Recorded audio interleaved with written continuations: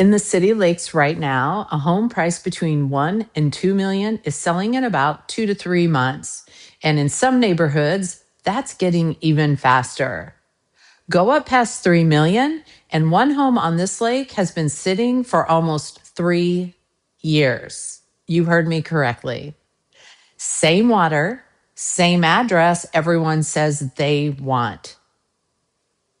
So what's actually going on? Let me show you, because most people only see one of these markets, and it's costing them. I'm Brandyn Negri. I sell homes around the City Lakes, the neighborhoods like Isles, Kenwood, Linden Hills, Harriet, and I watch this market closely enough to tell you it isn't one market at all.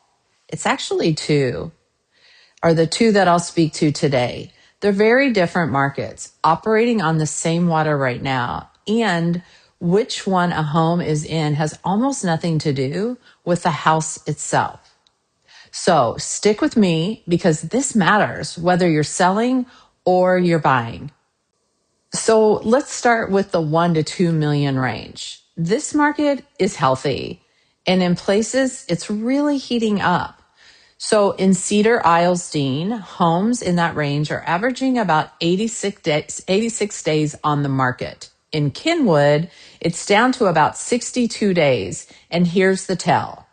That's more than 50% faster than 1 year ago. That's a market with real buyers and not enough homes to go around.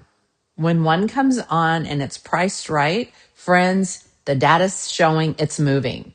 So if that's your home, good news. But don't get cute. In a market this active, the right home priced right doesn't get a second showing. It's getting an offer, and we're actually seeing multiple offers. Now go up the ladder. This is where it gets interesting. In the 2 to 3 million range right now, there are 9 homes active. 5 of the 9 have already cut their price. The range tells the whole story. One's been sitting for 674 days, listed by several different brokers, price cut, and another price cut, and another price cut. Another's been on for just 67 days and already took a price improvement because that owner and agent are paying attention. Then go past 3 million. 4 homes are active. One of them has been on the market for 1,087 days. That's almost 3 years. The rest are either just listed or already past 300 days. So here's the question every one of you are asking right now. Why aren't these selling? I've asked other agents the same thing, and honestly, nobody really gives a straight answer. So let me give you mine. When a home doesn't sell, there are only 3 things that it comes down to. It's price, condition, and location. Location. You can't change it. And on these lakes, the location is the whole point. Walkability, the water, the neighborhood. All of this took a century to become what it is. That's the best it gets.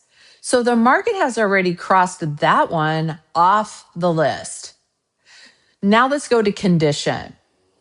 You can change the condition, and sometimes the condition is quite honestly the issue. A home needs updated, the layout's outdated, and as a result, the buyers have moved from it. But price is the lever almost nobody at the top wants to pull. A lot of sellers and homeowners are still anchored in pricing from 2021 and 2022, which was the peak. That was the moment, and it's not the market we're in right now. But that number's stuck in people's head, so that's where they list. And the market it just doesn't agree. And this isn't only happening here, friends. In upmarket cities like Boston, they're seeing the same thing in their $3 million plus. Homes are just sitting while everything below it is moving because pricing is still chasing, once again, the 2021 instead of today. Want the proof that it's price? Okay, so the data never lies. The homes that have been adjusted their days on market are starting to tick up. Well, guess what? They're improving the price. Other ones that are sitting on the market for 674 plus days that haven't adjusted, they're just sitting. And the other thing that no one talks about is once someone has seen the home and they see that price, they just move on. And it's way more challenging to get that person to get back to that home to reconsider it in the future. Now flip it around. You're the buyer. Everything I just said to you, it's good news. You see, here's what no amount of money can build. Friends, it's walkability. It's an established neighborhood. It's a block off the lake. It's a freaking tree canopy that took over 100 years to be created. You can grab coffee. You can grab dinner. Your kids can walk to school.